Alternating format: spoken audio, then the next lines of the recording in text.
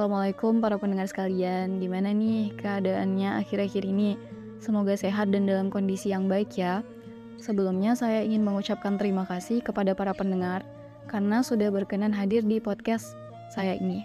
Nah, pada podcast kali ini kita akan berbincang mengenai salah satu topik yang menurut saya menarik sekali ya teman-teman.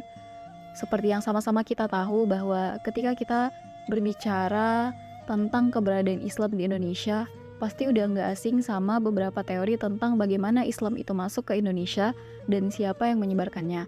Nah, ada salah satu teori populer yang berpendapat bahwa Islam itu masuk ke Indonesia disebarkan melalui orang-orang Cina. Nah, ini merupakan bagian menarik yang bisa sama-sama kita ulas. Bahwa secara tidak langsung, berdasarkan teori ini, kita dapat mengetahui bahwa ternyata Islam itu lebih dulu hinggap di daratan Cina, hingga kemudian orang-orang Cina ini juga memberikan kontribusi atas penyebaran Islam di Indonesia. Teman-teman pada tahu nggak kalau Tiongkok atau yang saat ini kita kenal sebagai Cina itu merupakan salah satu peradaban tertua di dunia. Menurut Bromhall dalam karyanya Islam in China, A Neglected Problem, hubungan interaksi antara orang-orang Cina dengan orang-orang Arab ternyata sudah terjalin pada masa abad ke-5 Masehi, bahkan jauh sebelum agama Islam itu sendiri lahir. Menurut catatan resmi Annals, pemerintah Cina, Chinese Chronicles, mengatakan bahwa hubungan interaksi antara pemerintah Cina dengan orang-orang Arab itu terjalin akibat hubungan perdagangan. Nah, perkembangan Islam di Cina itu dapat dikatakan memiliki sejarah dan periodisasi yang sangat panjang. Ada beberapa teori yang menjelaskan mengenai bagaimana masuknya Islam di daratan Cina ini. Teori pertama berpendapat bahwa Islam itu masuk ke Cina pada masa akhir dinasti Sui dan awal dinasti Tang. Teori masuknya Islam ke Cina ini merupakan suatu pendapat tradisional yang tumbuh di kalangan masyarakat Cina itu sendiri. Teori ini berpendapat bahwa Islam itu sudah masuk ke Cina pada masa Rasulullah, yakni di penghujung akhir kekaisaran dinasti Sui dan awal dinasti Tang.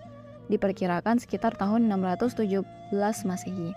Adapun yang memperkuat teori ini dikarenakan pada masa sebelumnya, pada abad ke-5 tadi, seperti yang sudah saya sebutkan, ternyata itu sudah terjalin hubungan interaksi perdagangan antara bangsa Arab dengan kekaisaran Cina. Kemudian teori selanjutnya menyatakan bahwa Islam itu masuk ke Cina pada masa dinasti Tang tahun 651 Masehi. Sejumlah sejarawan mencatat bahwa Islam itu mulai masuk ke Cina pada awal abad ke-7, yakni sekitar tahun 678 Masehi, di masa pemerintahan dinasti Tang. Dalam kitab sejarah Qi Tang Shu misalnya disebutkan bahwa pemerintah Cina itu pernah menerima kunjungan diplomatik dari kerajaan Arab pada zaman Khilafah Utsman bin Affan. Saat itu Khalifah Utsman mengutus Sa'ad bin Abi Waqqas bersama 15 orang rekannya untuk membawa ajaran Islam ke daratan Cina. Mereka kemudian diterima secara terbuka oleh Kaisar Yongwei dari dinasti Tang. Bahkan sang raja mengizinkan pembangunan Masjid Huangsheng atau Masjid Memorial di Kanton yang merupakan masjid pertama di daratan Cina, yang sejak saat itu Islam lambat laun mulai berkembang di negeri tirai bambu tersebut. Kita tahu bahwa jarak antara Arab dan Cina itu sangatlah jauh, apalagi pada saat itu yang hanya ada dua kemungkinan untuk sampai ke negeri Cina, yaitu melalui jalur darat atau yang bisa kita kenal sebagai jalur sutra dan melalui jalur laut.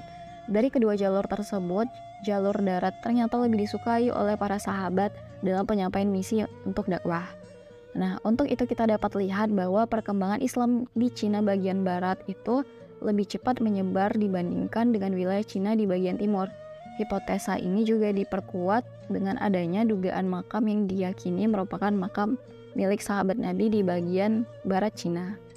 Nah, perlu teman-teman ketahui nih, bahwa masuknya Islam ke Cina itu tidak melalui jalur peperangan ataupun kekerasan. Islam masuk ke daratan Cina itu dengan cara yang begitu halus. Baik itu dengan melalui jalur perdagangan ataupun melalui jalur pernikahan dengan penduduk setempat. J. Aberli dalam bukunya Islam in the China, Hui and Uyghur Between Modernization and Civilization menjelaskan bahwa tersebarnya Islam di Cina itu melalui 3 tahap. Tahap pertama, gelombang pertama. Pada kisaran abad ke-9, salah seorang saudagar dari Basrah bernama Ibnu Wahab diterima oleh Kaisar Yizong. Sang kaisar ternyata tertarik dengan koleksi megah yang ia bawa. Selanjutnya pada tahun 1345 Masehi, Ibnu Battuta pernah mengunjungi Kanton sebagai pusat pelabuhan orang-orang Arab di Cina pada waktu itu. Pada abad ke-8 hingga 14 inilah Islam mengalami perkembangan yang pesat, tepatnya di bawah Kekaisaran Yizong dan Ming. Kemudian tahap kedua, gelombang kedua Sufi.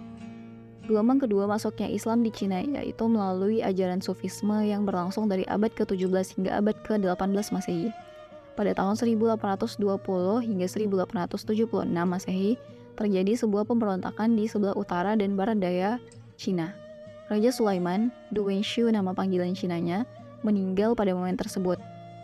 Pada kurun waktu yang sama, seseorang berkebangsaan Prancis bernama Garnier menjelaskan bahwa Islam masuk ke Cina pada masa itu tidak lepas dari peran penting Syekh Sulaiman yang berasal dari Dali.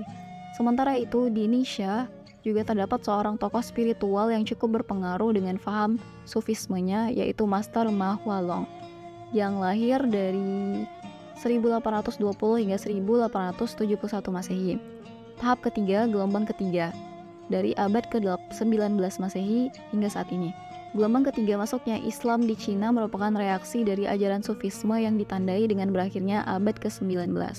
Terdapat ungkapan unik untuk menandai arus penyebaran Islam pada masa ini, yaitu The New of Religion atau agama baru, yang dimotori oleh Ma Wanfu. Model dakwahnya sendiri terinspirasi oleh doktrin Sufisme yang dia anut. Meskipun paham Sufisme, The New of Religion ini terbilang lebih liberal dan fleksibel jika dibandingkan dengan ajaran Islam sebelumnya, tetapi tidak menjadikan Islam pada masa itu menjadi agama yang mayoritas. Tetapi tentu saja penduduk Islam meningkat jika dibandingkan dengan masa-masa sebelumnya. Sepanjang perjalanannya di negeri Cina, Islam memiliki banyak sekali sebutan nama dalam setiap periode historis tertentu. Pada masa dinasti Tang misalnya, Islam disebut dengan nama Dashi Jiao atau agama Dashi.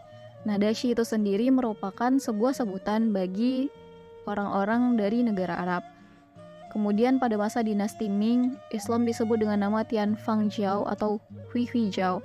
Masyarakat Muslim yang berasal dari berbagai etnis di Cina ketika itu dikenal dengan sebutan Hui Hui. Pada masa dinasti Ming dan permulaan dinasti Qing, Islam disebut dengan nama Qing Zhen Zhao atau agama yang benar dan suci. Kemudian pada masa Republik, Islam dikenal dengan nama Hui Jiao. Pasca tahun 1949, setelah Cina memasuki era baru atau New China, pemerintah kemudian mengeluarkan suatu kebijakan nomenklatur terkait penyebutan nama Islam.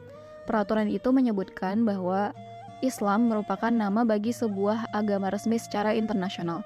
Dengan demikian, sejak saat itu Islam merupakan nama yang resmi diakui oleh pemerintah Cina. Jadi demikian sejarah panjang terkait perjalanan masuk dan berkembangnya Islam di Cina yang saya coba ulas sedikit saja. Hingga pada akhirnya orang-orang Cina ini juga berkontribusi menyebarkan agama Islam di Indonesia. Demikian, semoga dapat bermanfaat bagi para pendengar sekalian, dan semoga seperti halnya Islam yang memberikan kedamaian dan kebermanfaatan bagi penganut dan sekitarnya, semoga kita juga bisa memberikan kedamaian dan kebermanfaatan bagi lingkungan kita sekitar. Saya Lydia Priwaningsih pamit undur diri dari podcast ini, sampai jumpa di lain kesempatan. Terima kasih dan Assalamualaikum.